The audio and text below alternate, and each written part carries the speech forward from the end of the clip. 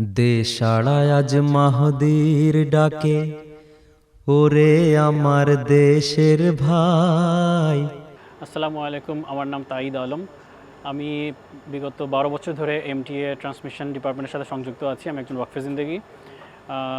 হুজুরের খেদমতে আজকাল এখানে কাজ করার সুযোগ হচ্ছে। সাধারণত আমাদের শিফট হয় বাইতুল ফুতুতে সারা বছর। তো জলসার সময় আমরা আমাদের সেট আপ নিয়ে এখানে আসি, আর একটা টিম বাইতুল ফুতুতে 24 ঘন্টা কাজ করে। ওই টিমের মধ্যে প্রায় 4-5 জন সদস্য থাকেন যারা কন্টিনিউয়াস ব্রডকাস্ট করেন। আর এখান থেকে যে জিনিসটা হয় সেটা হচ্ছে যে যতগুলো ট্রাক আছে সবগুলো ট্রাকের সিগন্যাল আমাদের কাছে আসে এবং আমরা এগুলো এমবেড করে, সিগন্যাল এমবেড করে উইথ 24 ট্রান্সলেশনস আমরা এগুলো বাইতুল ফুতুতে সেন্ড করি এবং বাইতুল ফুতুর থেকে এগুলো এরপরে স্যাটেলাইট এবং ফাইবারের মাধ্যমে আপলিঙ্ক হয়। এখানে দেখা যাচ্ছে আমাদের বিভিন্ন signals MTO1, MT3, MT Africa, এবং এবছর আমরা ফ্রেঞ্চের একটি স্ট্রিম অ্যাড করেছি। জলসায় কাজ বলতে এটা আমার 17তম জলসা, আর বিগত প্রায় 14 বছর ধরে এমটির সাথে আছি। তো প্রতিবারই জলসার প্রায় 1.5 সপ্তাহ আগে আমাদের এখানে আসা হয়, অনেক আশা নিয়ে জলসায় আসে এবং প্রতিবারে জলসার এক্সপিরিয়েন্স সম্পূর্ণ ভিন্ন হয়।